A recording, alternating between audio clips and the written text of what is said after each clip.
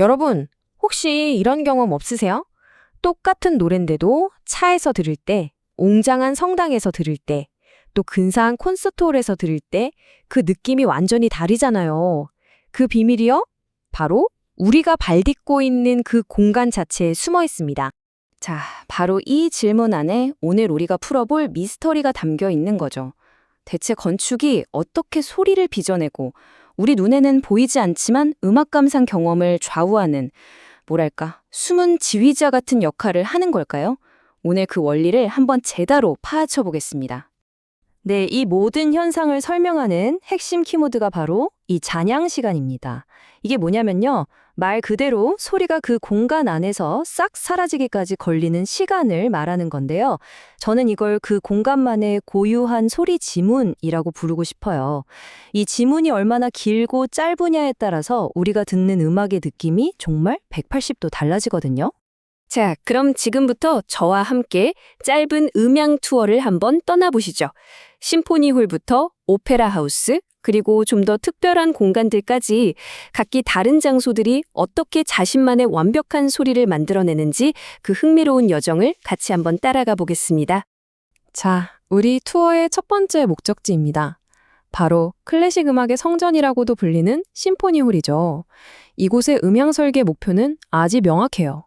딱 하나, 관객들을 소리의 한가운데로 그야말로 풍덩 빠뜨리는 것. 바로 완벽한 몰입감을 선사하는 겁니다. 그래서 심포니홀의 이상적인 잔향 시간은 약 2초 정도로 이게 꽤 긴 편에 속해요. 왜 이렇게 길어야 할까요? 한번 상상해 보세요. 이 길게 남는 울림이 마치 접착제처럼 수많은 오케스트라 악기 소리들을 하나로 부드럽게 싹 섞어주는 거예요.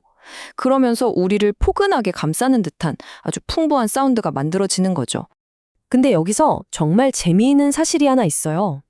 완벽한 음향이라는 건 사실 정답이 없다는 겁니다. 보세요.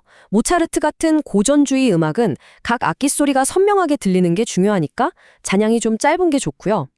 반대로 브람스 같은 낭만주의 음악은 모든 소리가 웅장하게 어우러져야 하니까 더 긴 잔향이 필요한 거죠. 결국 뭐겠어요? 최고의 콘서트홀이란 건 그곳에서 연주될 음악의 스타일에 딱 맞게 설계된 공간이라는 뜻입니다. 바로 이런 원리 때문에 우리가 흔히 세계 최고라고 부르는 콘서트 홀들을 보면 의외로 단순하게 생긴 곳이 많아요. 꼭 신발 상자처럼 길고 좁은 모양이죠. 왜냐? 이 형태가 소리가 무대에서 그냥 뒤로 쭉 빠져나가는 걸 막고 양쪽 벽에 먼저 탕 부딪혀서 우리 귀에 양옆으로 싹 들어오게 만들거든요. 바로 이 측면에서 오는 반사음. 이게 우리를 음악 속에 완전히 둘러싸인 것처럼 느끼게 만드는 진짜 마법 같은 효과를 내는 겁니다. 자, 그럼 다음 장소로 한번 가볼까요? 여기는 콘서트홀보다 훨씬 더 까다롭고 아주 섬세한 음향적 균형이 필요한 곳입니다. 바로 오페라 하우스죠. 오페라에서는요, 정말 큰 딜레마가 하나 있어요. 엄청나게 큰 오케스트라 소리가 성악가의 목소리를 잡아먹으면 안 되잖아요. 이 어려운 문제를 해결한 천재적인 건축 아이디어가 바로 오케스트라 피트입니다. 말 그대로 오케스트라를 무대 아래 움푹 파인 곳으로 집어넣은 거예요. 이렇게 하면 오케스트라 소리는 한번 걸러져서 부드럽게 나오고 그 위에서 노래하는 가수의 목소리는 아무 방해 없이 관객 속으로 쭉 뻗어나갈 수 있게 되는 거죠. 이 표를 보시면 두 공간의 목표가 얼마나 다른지 확 와닿으실 겁니다. 콘서트홀의 핵심이 음악적 몰입감이었다면 오페라하우스의 생명은 뭐니 해도 보컬의 명료함이에요. 당연하죠. 가사가 똑똑히 들려야 하니까요. 그래서 세계적인 오페라하우스인 밀라노의 라스칼라 같은 곳은 잔향 시간이 1.2초밖에 안 돼요. 심포니홀의 거의 절반 수준인 거죠. 이번에는 아주 극과 극의 분위기를 가진 두 공간을 비교해 볼게요. 하나는 신적인 경외감을 위한 공간, 다른 하나는 아주 친밀한 교감을 위한 공간, 바로 교회와 실내악 홀입니다. 근데 재밌는 건 똑같은 교회라도 건축 양식에 따라서 소리가 하늘과 땅 차이라는 거예요. 저 높고 뾰족한 천장을 가진 고딕 성당 생각만 해도 소리가 막 울릴 것 같죠? 맞습니다. 저음이 끝도 없이 울려 퍼지면서 정말 신 앞에 선 듯한 엄청난 경외감을 느끼게 해요. 반면에 바로크 시대 교회는 좀 달라요. 바흐의 그 복잡하고 현란한 오르간 연주, 그 선율 하나하나가 잘 들려야 했거든요. 그래서 중음 역대가 명료하게 들리도록 설계됐죠. 결국 음악이 건축에 영향을 주고 또 건축이 음악을 완성시킨 아주 좋은 예라고 할 수 있습니다. 이 웅장한 교회의 음향과 완전히 정반대편에 있는 곳이 바로 실내악 홀입니다. 여기서 중요한 건 경외감이 아니에요. 바로 친밀감이죠. 어느 정도냐면 연주자의 숨소리, 활이 현을 스치는 소리 하나하나까지 다 들릴 정도니까요. 잔향도 짧고 공간도 작아서 관객과 연주자가 마치 음악으로 서로 대화를 나누는 듯한 아주 특별한 경험을 하게 됩니다. 자, 어느덧 우리 투어의 마지막 코스에 도착했습니다. 이번에는 음향의 양극단을 한번 들여다볼 거예요.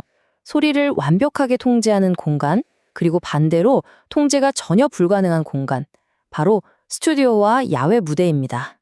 녹음 스튜디오는요, 사실 사람의 귀가 아니라 마이크를 위한 공간이라고 생각하시면 돼요. 그래서 일부러 소리를 극도로 건조하게, 울림이 거의 없게 만듭니다.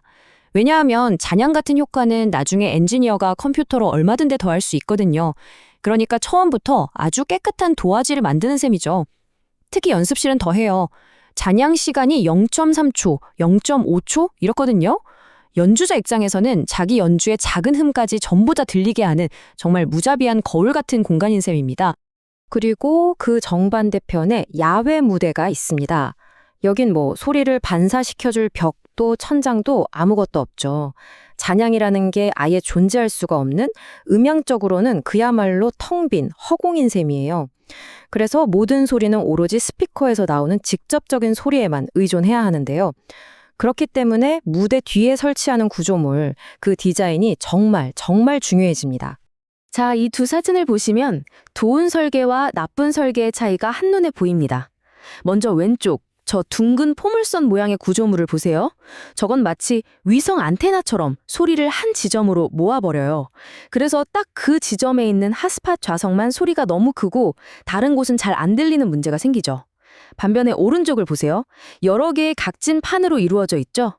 저렇게 설계하면 소리가 부채처럼 넓고 고르게 쫙 퍼져나가서 모든 관객이 비슷한 수준의 좋은 사운드를 들을 수 있게 됩니다.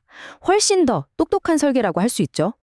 네, 이렇게 심포니홀에서 시작해서 야외 무대까지 짧지만 알찬 음향 투어를 함께 해봤는데요.